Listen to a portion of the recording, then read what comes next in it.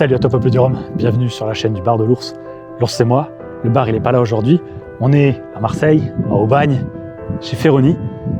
C'est par là, c'est par là-bas. Et je vous amène avec moi aujourd'hui pour faire une petite visite.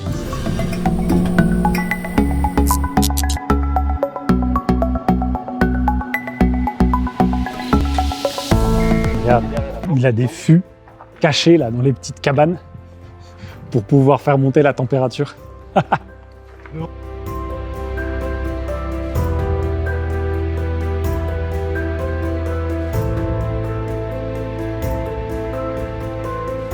Tu vois, tu te balades comme ça là, c'est super. Là où il y a le bar dans les arbres, juste au-dessus de moi, et il y a un fût là-bas là, tu vois, qui est sur une balançoire. Un fût qui se balance, tu vois, il y a des fûts sur des balançoires ici. C'est pas mal, hein? C'est sympa. Les fûts ont des belles, les barriques ont des belles vies ici.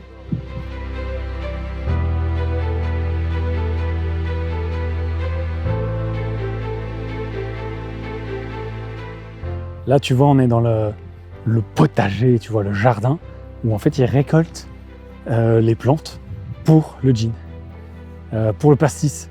Donc c'est juste, c'est top, quoi. T'es là, t'as le château qui est là, les chais sont là, et on a ce qu'il faut ici. Et c'est parti, donc là, on se retrouve avec Guillaume. On est au château, à la maison Ferroni. C'est ça, maison Ferroni? C'est ça. Château des Cressaux. Dans la cave. Dans la cave, avec des barriques. Et on va tout simplement voir un petit peu, vous représenter Guillaume, peut-être pour ceux qui connaissent pas. Ça m'étonnerait, mais je préfère toujours qu'on fasse le petit début. Et puis après, visiter cette... parce que là, je peux vous dire, il y a des barriques, il y a des foudres, il y a tout ce qu'il faut à côté de moi. Donc on ira voir après un petit peu à côté. Donc, salut Guillaume. Salut. Je vais me mettre là, comme ça on sera à la lumière tous les deux. Magnifique. Merci de me recevoir aujourd'hui. C'est un plaisir. Je viens pour deux choses, parce que si vous voyez la vidéo, vous aurez vu déjà la première vidéo où en fait on est sur la cuvée numéro 4, donc on en parle dans un autre épisode sur la chaîne. Et là on se fait une petite visite, une petite présentation de la maison Ferroni. Qu'est-ce que c'est? Et puis voilà, est-ce que tu peux te représenter toi? Et après la gamme, l'endroit... Alors, je commence par moi, ça expliquera un peu la gamme. Ouais. Donc moi en termes de parcours, d'abord je suis entrepreneur, j'ai toujours été entrepreneur. Dans mon parcours entrepreneur, j'ai une énorme parenthèse de barman. Donc je me suis lancé dans le bar dans les années 2000 à peu près. Donc dans le bar, j'ai développé une attirance sur les cocktails anciens et donc les produits anciens. Et c'est ce qui m'a amené finalement petit à petit à migrer vers la fabrication de spiritueux. Donc à partir de 2011, je commence à faire mes propres produits de manière confidentielle, mais je me matricule déjà en tant que distillerie. Okay. Et quelques années plus tard, une fois que j'ai une gamme de 2-3 produits, j'étoffe l'équipe et puis je lance la maison Ferroni, donc l'entreprise qui fait les spiritueux. Okay. Et donc la maison Ferroni, c'est un embouteilleur indépendant et une distillerie. Donc je fais quasiment tous les produits que je peux faire techniquement. Il n'y a que les mezcal, etc., sur lesquels je bute un peu, ou les baijiu, mais j'ai envie de tout essayer. Donc j'essaye tout ce que je peux. J'ai une très grosse attirance, la même que j'avais dans le bar pour l'historique. Donc notamment, je réplique des spiritueux anciens disparus. Et je me suis mis au rhum. Donc c'est ma première activité, c'est le rhum. Dès le début, parce que c'était un métier marseillais, en fait, au 19e siècle. Donc c'était déjà l'histoire qui m'inspirait. Et mon premier produit, il est né ici d'ailleurs. Là, on est dans le chez numéro 1. Okay. Magnifique. Voilà, c'est les barriques, je ne sais pas si on les voit qui sont en bas. Okay. C'est les barriques de Rasto. Okay.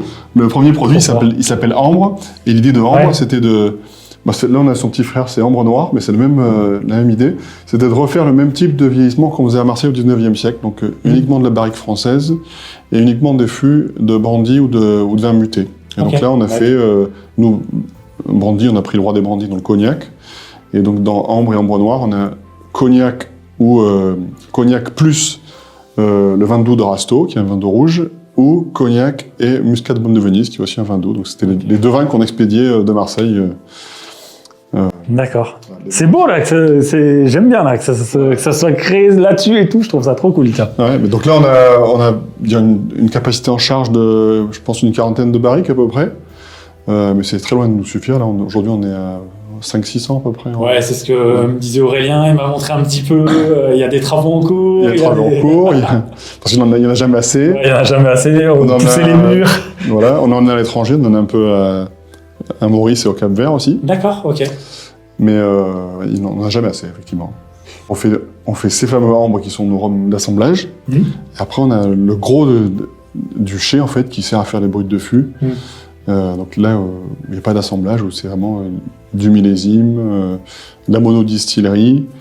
Nous, on embouteille, mais on élève tous nos rhums. Dès le début, on ne voulait pas faire de l'embouteillage de sélection, mais de l'embouteillage actif, c'est-à-dire de travailler nos rhums. Donc on travaille nos rhums, et on les travaille idéalement du blanc jusqu'au vieux. Ça, c'est le top, mais il faut juste beaucoup de capitaux et beaucoup de patience, parce que si on fait du 10 ans, voilà, là, il faut travailler pour 2033, par exemple. Et puis après, on travaille aussi des vieillissements plus courts, quand on a des bases qui sont déjà des rhums vieux. Du coup, on va juste les garder 2-3 ans. Ouais, faire ressortir ce que vous avez envie de mettre en avant. Exactement. Ok. Ou des fois, il y a des accords que, maintenant, on commence à avoir un peu d'expérience, donc il y a des accords qu'on aime bien, donc on reproduit toujours certains accords qui matchent bien. Donc, voilà. Et puis on fait aussi beaucoup d'expérimental. Oui, qui sort rarement. Enfin, des fois il sort, mais là on est en expérimental. On a 2 séries expérimentales. On fait de la recherche fondamentale quasiment. On a une série qui s'appelle le Phénomène 7. C'est 7 fûts clones, donc même jus, même barrique, dans 7 endroits totalement différents. Donc il y en a. Ah, sur la balançoire et tout ça, c'est ça? Il y en a sur une balançoire, donc une dynamique terrestre. On en a dans un chai qui est quasiment une grotte, qu'on a à Marseille. On en a sous tôle, on en a un dans une serre. Lui, ah oui, il nous a montré aussi. On en a un qui est enterré. Voilà, il y a les 7. Et donc le but, c'est de faire un vrai élevage, donc garder au moins 3 ans, ces 7 fûts, et puis de voir finalement l'impact de la météo et du vieillissement sur chaque spiritueux. Rhum, c'est grosso modo la moitié de l'activité. La moitié, ok. Après, dans l'ordre d'importance, le deuxième, c'est le pastis. Pastis, ouais. Voilà, parce qu'on a un pastis qui a le nom du domaine. Le domaine s'appelle Château des Créceaux. Et donc le pastis, il a le nom du domaine parce que tout est dans le nom d'ailleurs. C'est qu'on ne travaille que les plantes du domaine. Donc, qu'on cultive ou qui sont sauvages. Donc on a 19 plantes et on fait de la macération. Et c'est celui qui vit dans les foudres au fond, qu'on verra peut-être tout à l'heure. Et on millésime nos pastis. Donc je pense que c'est le produit qui demande le plus de travail. Ok, d'accord. Et c'est le produit aussi sur lequel on a une clientèle de fans la plus fidèle. Autant sur le rhum, nos clients, c'est des gens qui aiment le bon rhum. Autant sur le pastis, ils aiment notre pastis et voilà, pas les autres parce qu'il est très, très singulier. Après, on a Gin. Gin, où on a une activité essentiellement estivale, parce nous, on a un gin qu'on promeut l'été, il s'appelle Juillet, et puis vraiment, nous, le but de notre gin, c'est gin tonic, estival, frais, etc. Et donc on en sort en général une édition chaque été, donc je crois qu'on en a d'avoir 6. C'est une collection de 6. Après, il y a les liqueurs anciennes, qui sont plus une passion, et on va dire... oui, ça revient à ce que tu disais. Voilà. C'est des petits volumes, on en fait très peu, ça ne fait pas vivre, mais ça nous fait beaucoup plaisir. Puis on se plonge dans l'histoire, et puis ça fait même progresser les équipes, parce que quand on travaille des choses anciennes, c'est très documenté, donc ça nous oblige à expérimenter, donc c'est super formateur. Et puis c'est plaisant. Quand tu bois un produit qui était créé en 1750, tu te dis, bah tiens, s'ils buvaient ça à l'époque. Bon, on va faire un petit tour, puis on va voir un petit peu ce qui nous entoure. Voilà. Parfait.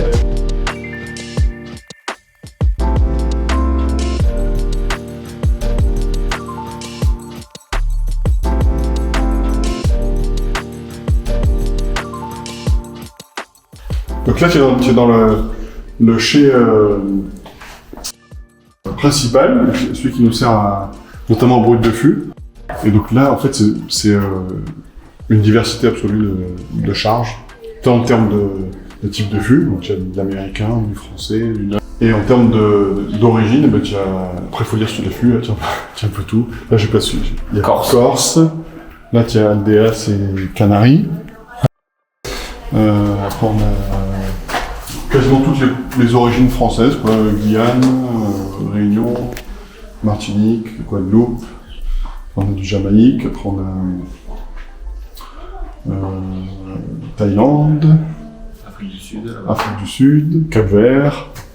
Sao Tomé. Voilà, Sao Tomé. Alors souvent on spécialise surtout sur l'Afrique, on aime bien. On va commencer à... Comme c'est une destination qui n'est pas trop travaillée en rhum, donc on s'oriente sur ça. Après on a quelques produits qui ne sont pas des rhums, c'est on fait vieillir de la noix. Ouais. La noix ça vieillit très bien ça fait que chaque année on s'en fait 100 kilos les presses, on le mute au rhum. Et c'est un produit qui va sortir, je pense, ou une liqueur ou un vin de noix, mais c'est... D'accord. Et puis on a également des fûts de pinot, mais c'est pas du pinot, c'est du pinot déclassé. Qu'on a repris à Gros Perrin, qui sont des très vieux pinots.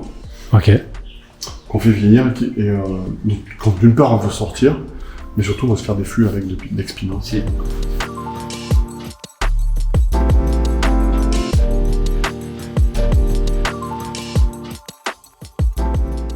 C'est bien parce que avec toi à côté, tu vois, on voit l'échelle. Ça fait plus d'un Guillaume de haut, tu vois. Ma Guillaume, ça fait 2 mètres. Là, tu vois, on est à l'extérieur, il y a le château qui est derrière. Il y a plusieurs choses qui se passent dans le château. Il y a notamment aussi des lycées, des BTS, des gens qui viennent. T'entends, il y a aussi des oiseaux. Ça vit ici, tu vois. Et là, en fait, c'est la boutique. Donc, c'est Adrien qui tient la boutique et va nous montrer un petit peu ce qu'il y a à l'intérieur. Parce que, mine de rien, quand même, chez Ferroni, on a beaucoup de choix. Hein, d'accord ? Donc, je vais vous montrer, je vais vous amener avec moi.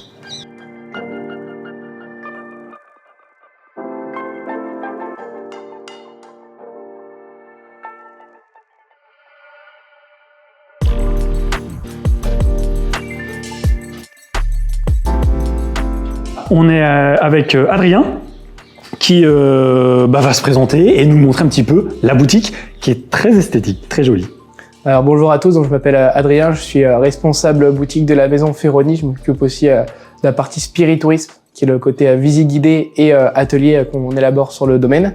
Donc là vous êtes dans la boutique de la distillerie. Donc on a tous les spiritueux et les produits de la maison Ferroni. Donc il y a plusieurs thématiques. Donc là il y a la partie Serré des Lumières, ça c'est les alcools du XVIIIe siècle qu'on travaille à partir de manuscrits anciens. Après voilà, il y a la partie vodka, whisky, liqueur. Alors liqueur, c'est tous les produits de la distillerie Waregem en Bretagne, avec lequel on fait donc notre whisky, le Roufra et whisky de Seigle. Après on a la partie vodka ici. On a la partie coffret. Alors le produit du mois actuellement c'est le whisky en septembre, octobre.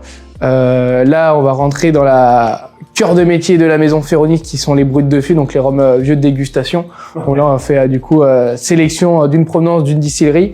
On commence à faire de plus en plus de vieillissement sur place sur le domaine, donc des 7 ans, 8 ans d'âge, vieillissement essentiellement dans des fûts français. Donc là, moi j'ai tous les anciens Mélizy et tous les anciens bruts de fût de la maison Ferroni, donc ça m'en fait quand même pas mal actuellement, sachant qu'on va en ressortir au mois de novembre. Là, vous avez du coup la gamme de gin, donc la marque Juillet, donc gin plutôt de Provence, sur le côté un petit peu été, donc chaque année on en sort un nouveau. Donc ce sont les marqueurs du Juillet avec à chaque fois des aromatiques un peu plus différents. Là ici donc on a l'autre partie de rhum où là vous avez du coup nos classiques, donc les rhums ambrés, le ambre noir, nos liqueurs de rhum aussi, puisqu'on travaille avec du miel, du café. Et après il y a toute la gamme des rhums blancs où là on va venir vraiment travailler le terroir de la canne à sucre avec du coup une distillerie, une seule distillerie. Et là on a vraiment une gamme de blancs qui répond à toute demande et tout type de personnes. Voilà, on a 12-13 blancs différents, donc c'est assez impressionnant, et c'est vraiment pour montrer qu'un rhum blanc peut avoir de l'aromatique aussi. Donc on a des choses très très complexes. Et après du coup il y a la gamme anisée, donc où il y a le pastis du Château des Cristaux avec les 20 plantes fraîches. Et après on a d'autres pastis, donc on fait des partenariats. Là on travaille avec la distillerie Swell, on a fait un pastis aussi. Ouais. On a les produits du copain Mika qui sont là. Voilà. Après, il y aurait là qui fait des produits aussi particuliers, c'est pastis avec le divin insolite. Et après, il y a l'absinthe aussi avec du coup le côté, on a 3 variétés d'absinthe sur le domaine, donc voilà. On a réédité l'absinthe d'autrefois. Et derrière, t'as une salle. Et derrière, donc on a la partie... Alors attends, je te coupe, je suis désolé, mais moi je vous montre un petit peu aussi le bar. Franchement, c'est canon. Quand t'arrives ici, c'est très joli. Vas-y, je t'ai coupé. Non, pas de souci. Bon, là aussi, il y a la caféine de Guillaume, ouais, c'est ça exactement. Des choses, beaucoup de choses. Celle-ci, personne ne peut y accéder sans le patron, tu vois. C'est là, c'est caché, c'est en dessous. Et il y a, à mon avis, enfin c'est pas à mon avis, si on m'a raconté, il y a des petites pépites. Et du coup, ce qui est assez intéressant ici, c'est que il y a la boutique, mais aussi un lieu de production. Donc, on a la partie vieillissement pour la partie macération de nos plantes pour notre pastis. Là, c'est le lieu aussi où on fait les ateliers, donc atelier pastis, atelier gin. Ouais. La pièce aussi qui est assez importante pour nous, c'est le premier chai historique de la maison Ferroni. C'est ici que du coup Guillaume a commencé ses premiers vieillissements. Ouais. Voilà. Allez, on se quitte là-dessus dans le chai numéro 1 de chez Ferroni. Merci à toi Pape du Rhum de suivre les aventures de la chaîne. À très vite. N'oubliez pas de laisser un petit commentaire, un petit pouce bleu, de mettre la petite cloche, de venir sur les réseaux sociaux. Et moi je vous dis, bien comme d'habitude, n'oubliez pas plus haut que le rhum, pas plus haut que les fûts, pas plus haut que les barriques.